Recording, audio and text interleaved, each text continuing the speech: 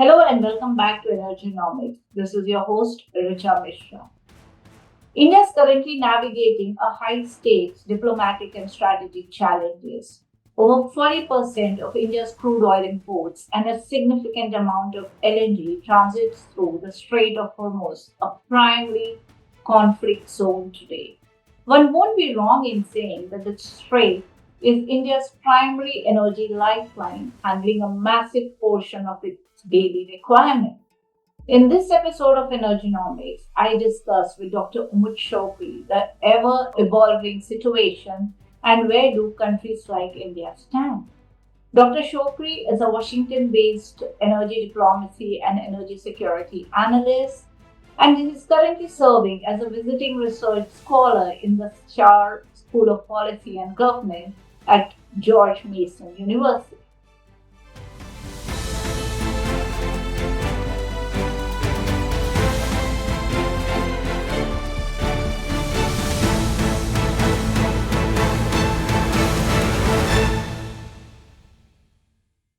Welcome, Umud, and thank you for sparing some time for us. It's my pleasure, and thanks for having me on the podcast. So, Umud, before I move on to any questions, the first thing which I want to throw at you is the most recent development, this 30-day waiver which US is talking about. How do you see it? It's a great question. As you know, we are in the middle of the ongoing war between Iran, Israel, and the US. Before that, they started the war, we can see stability in the market. And as you know, during the last OPEC Plus meeting, due to market condition, OPEC Plus meeting made a decision to increase production capacity of member by 2006 barrel per day by the next months, next April. But before that, as I mentioned, we have stability in the market and there is a balance between demand and the supply. But always, many times, we can see that geopolitical events directly affected all dynamics in global energy market, no matter LNG, natural gas, coal, and oil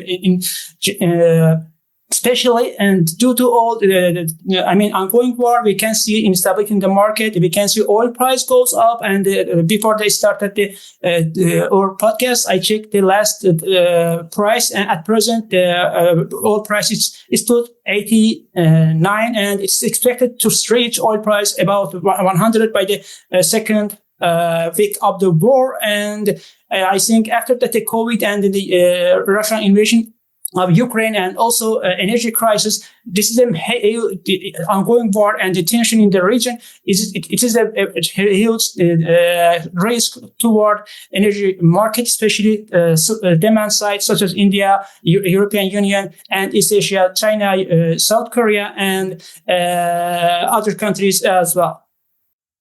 I'm glad you brought the point of pricing.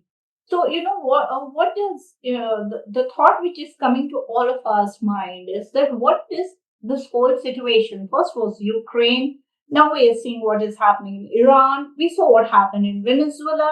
So, what all this geopolitical tensions mean for oil and gas price, as well as what are the inflation risks? It's a great question. As I mentioned in your first question, geopolitical events such as the Ukraine war, COVID, and current war in the Persian Gulf shows that the instability in the market directly affected the global economy, consumer side, energy security, economic security, and national security. And I think all countries, especially demand side, consumer market, has to get more lesson from the current war. What? Why? Because if they continue to dependent of importing hydrocarbon resource from the such strategic transit point such as Strait of Hormuz or Red Sea, they have to face such risk in the upcoming years, because we are living the geopolitical period, and we cannot see temporary, perpetual peace in the Persian Gulf, all in general, Middle East. And as you see, we have ongoing war in the Ukraine, and there is no clear future about that the possible ceasefire or the peace between Ukraine and Russia as well. And also, If we can see some sign of the ceasefire and negotiation between Iran and Israel and the US in the maybe the third or fourth week of the Korean War, there is no guarantee that we cannot see such war or tension between other countries in the region, and it's directly affected the demand side, energy security, national security, and economic security as well. I'm glad you gave it in detail the entire geopolitical perspective. But what I want to also understand from you is that how do you see the trade and export exposure of India? Particularly, keeping in mind the dependence which we have on Middle East. As I mentioned, India as one of the huge economic countries, the world economy, and will play an important role in the demand side. And major demand comes from the China and India as well. But in the last decade, India tried to more focus on diversification of its energy resource, and we can see huge progress in the energy transition, and especially we can see huge renewable energy project around India. But India, as I mentioned, one of the world economic leaders and economic power, superpower, maybe in the next decades, has more focus on the, again, diversification of energy resource, more investment in energy infrastructure, own domestic energy potential, and also trying to diversify and more importing maybe oil and gas from the multiply countries, not from the Middle East, maybe from the African country, from the spot market as well. India, besides China, demand side has to get more lesson from this event, and also they have two options: more invest in energy transition process, and also diversification and gradually decreasing dependency of foreign countries, especially in the next decade. I'm glad you spoke about renewable and energy transition. Now, given the whole situation and the implications will be there on India's fiscal math also, not immediate, but we already seen the strains. It would not, in the coming months, we'll have to see how the government works out its fiscal math. And as you know, that there's a component of subsidy also here. So in all these things, the situation actually exposed India's vulnerability as energy security is concerned. So what do you think will, be the implications on India's clean energy transition process? Thanks for asking such a good question. As I mentioned, every country's, no matter procedure or consumer, has own long-term energy strategy in the shadow of the Paris Summit, and also, Global Climate Summit. And as you know, every year we have seen UN Climate Summit, and this year, we can see Turkey Summit by November, this November, and in the long term, India net zero program, I think it's 2070. Please correct me if I'm wrong. India has its own strategic pathway to gradually decrease the role of the hydrocarbon, its energy mix, and also increase using of the renewable energy and clean energy in general. And as I mentioned, and seeing some strategic document by Indian government, India also trying to more invest in clean energy technology, which is very critical for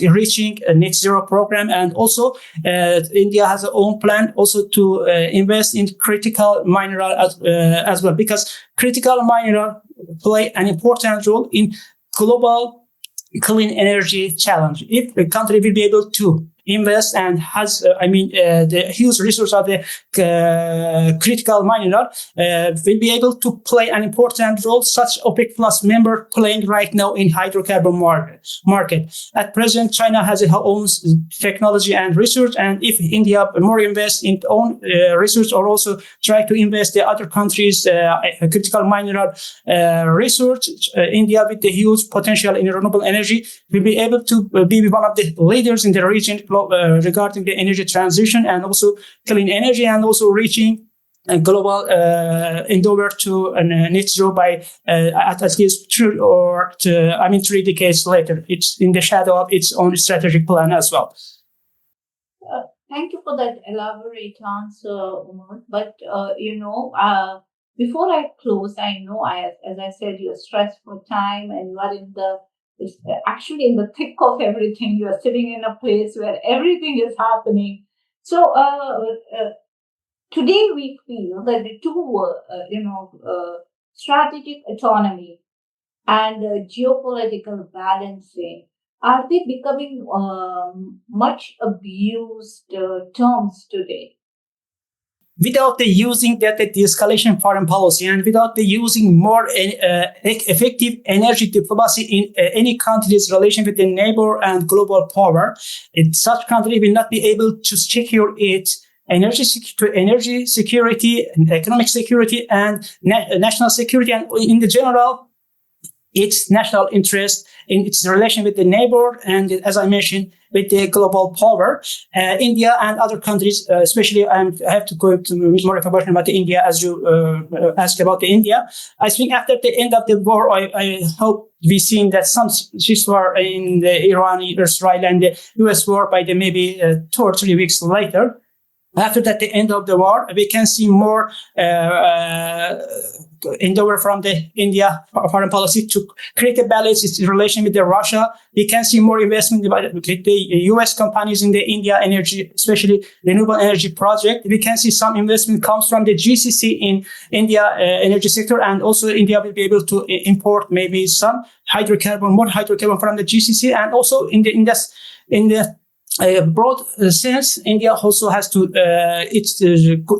improve its relation with Iran, because India will be able to invest in the Chabahar port, to use Chabahar to reach Central Asia, and it will be a win-win game for both Iran and no matter who comes to power after the end of the war. India and Iran will be able to share some interest in the Central Asia and also in the Caspian. In the Persian Gulf as well. And in this regard, we can see some more active foreign policy from the Delhi in the post-war, and as I mentioned, to create a balanced relation with the Russia, China, and especially with the US and also GCC and Iran as well. New phase in the Israel and the India relation as well, because as you know, they share some interest in the new proposed corridor, and we can see more cooperation between the Israel and the India post-war, because they have a good potential in energy security, weapons, and also international corridor, because international corridors has a win-win game for both sides, and we can see new phases relation between the India and Israel, but at this post-war. And as I mentioned, I expected to see more active foreign policy from the Delhi toward GCC, Iran, Israel, US, and Russia at the same time. That's a very optimistic note. Let's keep. Yeah, I know, but let's keep our fingers crossed. In the real politics, just want to end up in the real politics. Yeah, it's the best chance to create a balanced relation. But sometimes priorities will be changed due to new administration in each A country or B country. But it's a reality. We have to see what goes on in the upcoming years and decades as well. So I'm glad you summed it up for us. So the sum and substance of whole situation which we are seeing today is all about geopolitical balancing and strategic autonomy, and it is more of bilateral relations which each nation has with each other. And though a lot of criticism has come to India's way, but India actually has shown a certain amount of maturity this time around when handling these tensions.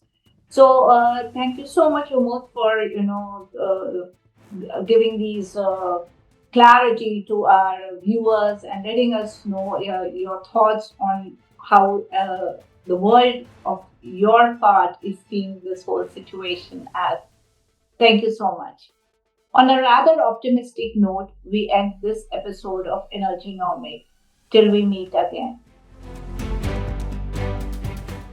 For the first time listeners, Energonomics is a podcast and video series which focuses on decoding the complexities of the energy sector. We try to examine how geopolitics, government policies, and economic shifts impact energy prices and security. Through the episode, we try to dissect and demystify the issues which have a direct impact on you and I.